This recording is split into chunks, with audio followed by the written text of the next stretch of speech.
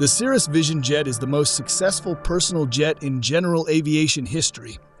It is the first civilian single-engine jet ever certified, a Collier Trophy winner, and an American success story from the ground up.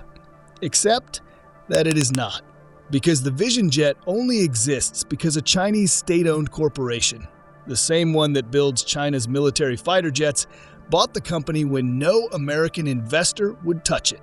And the man who dreamed the whole thing up was pushed out before the aircraft ever flew a paying customer. To understand how the Vision Jet ended up in Chinese hands, you have to understand the man who designed it. In 1985, Alan Klappmeyer was 26 years old and flying under the hood on a training flight in Wisconsin when another aircraft hit him in midair. The collision tore more than 3 feet off his right wing and took half the aileron with it, so Alan was essentially cross-controlled from the moment of impact. Full opposite aileron just to keep the wings level, nursing a crippled aeroplane back to the field and somehow putting it on the runway. That midair collision changed everything. From that moment forward, Alan was obsessed with putting parachutes on aeroplanes so that if everything else went sideways, a single handle would bring the aircraft down under a canopy. The rest of the industry thought it was absurd, but Alan pressed on. He and his younger brother Dale had founded Cirrus Design a year earlier in the basement of their parents' dairy barn near Baraboo, Wisconsin. Alan was the dreamer and the evangelist, what people inside the company called Mr. Outside. Dale was the quieter one, the self-described more conservative brother who kept the engineering and production on the rails. They called him Mr. Inside. Together they built the VK-30 kit plane first, learned from it, moved the company to Duluth in 1994, and started work on the SR-20, which when it was certified in 1998 became the first production aircraft in aviation history to come standard with a whole airframe ballistic parachute. The SR-22 followed in 2000, and by 2003 it was the best-selling 4-seat aeroplane in the world, a title it would hold till today. So Alan had been right. Cirrus gave pilots everything the old manufacturers wouldn't, an aeroplane with a whole airframe parachute, and by 2007 they were pushing out 588 SR-22s a year. The parachute that the industry had laughed off was pulling people out of situations that would have killed them in anything else. And Alan Klappmeyer, now at the peak of everything he had built, turned his attention to the next step. He wanted to build a jet. The Vision Jet was announced at the 2006 Business Aviation Convention, and the concept was radical for the jet world, but perfectly logical if you understood the Cirrus philosophy. A single-engine personal jet with a Williams FJ-33 turbofan mounted on top of the rear fuselage, a V-tail, and caps. A parachute on a jet. No jet manufacturer had ever strapped a chute to one before, and the whole airframe flowed from that engine placement. A conventional vertical stab would have sat directly in the exhaust, so Cirrus went with a V-tail and let the exhaust shoot cleanly between the two surfaces. A packaging solution as much as an aerodynamic choice, but it gave the aircraft an unmistakable silhouette. That forked tail sitting behind a single engine, looking like nothing else on the ramp. Mounting the engine that high also meant the thrust line sat well above the center of gravity, which gives you a nose-down pitching moment under power, the opposite of what most pilots are used to from centerline thrust aircraft. So the flight control system had to be trimmed out to make the handling feel natural, rather than fighting the geometry every time the pilot pushed up or pulled back the thrust. The airframe itself was almost entirely carbon fiber composite, which saved weight over aluminium, but created a manufacturing headache because the fuselage sections were large enough to need an autoclave big enough to cure them in one piece. You can't rivet composite panels together the way you buck rivets on an aluminium airframe, so the production process had to be nailed down before a single production aircraft left the factory. On top of all that, fitting a parachute to a jet was its own engineering problem, because the Vision Jet flies faster and weighs more than any piston single Cirrus had ever built, which meant the parachute canopy had to be significantly larger, and the rocket extraction system had to handle opening loads well beyond anything BRS had designed for before. Get the deployment sequence wrong at 200 knots, and the chute either shreds itself or rips the hard points clean out of the airframe. With all that on the drawing board, Allen priced the jet at $1 million and started collecting $100,000 deposits. By May 2008, he had 400 names on the list. The prototype flew on July 3rd, and the plan was certification by 2010. But then disaster struck. The global financial crisis hit general aviation like a wall.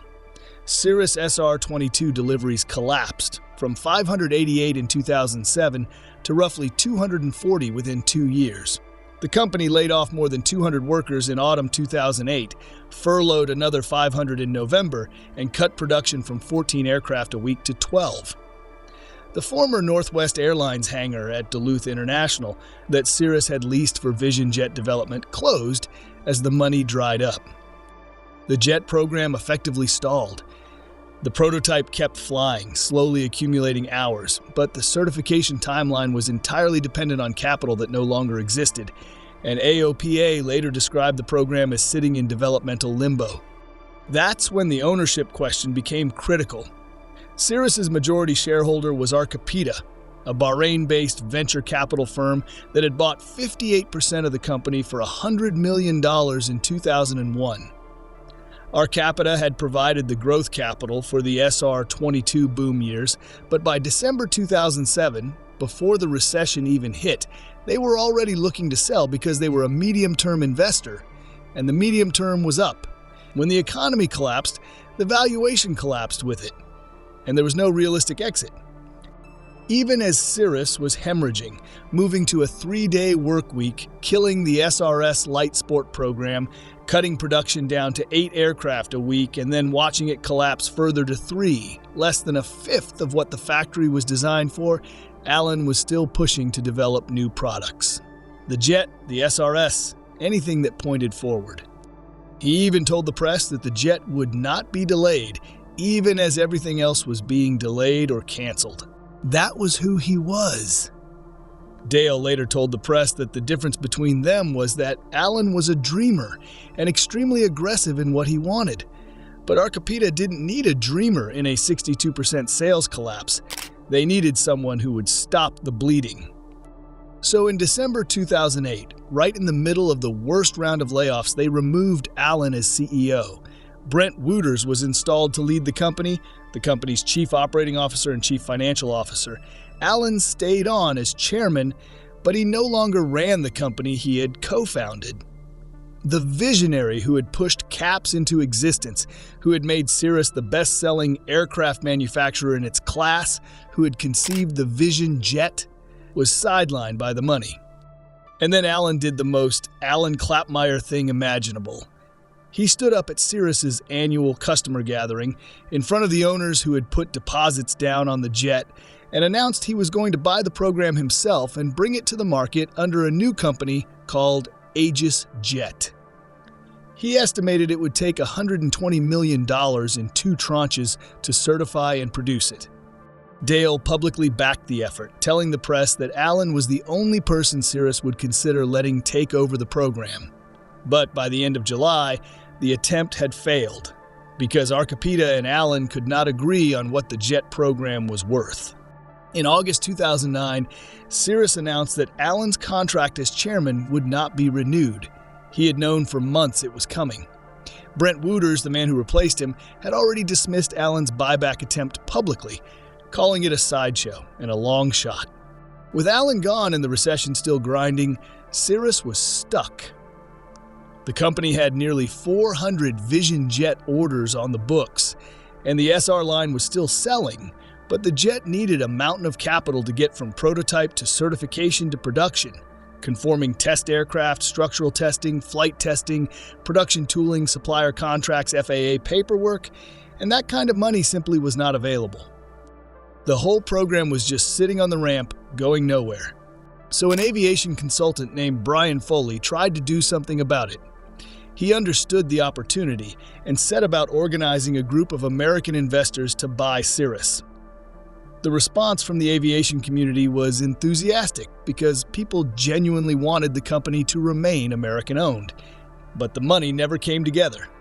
The Western investor, as Foley later observed, had a very different mindset from the Chinese. General Aviation's development cycles were too long, the capital demands too large, and the return too uncertain for the kind of investor who needed an exit within a few years. And Cirrus was carrying around $80 million in debt on top of all that. So what you were left with was a company with one of the strongest brands in aviation, a loyal customer base, a backlog of orders for an uncertified jet, and not a single player in the Western capital markets willing to write the check. On February 28, 2011, Cirrus announced it would be acquired by China Aviation Industry General Aircraft Co., a subsidiary of the same Chinese state-owned aviation corporation that builds China's military fighter jets.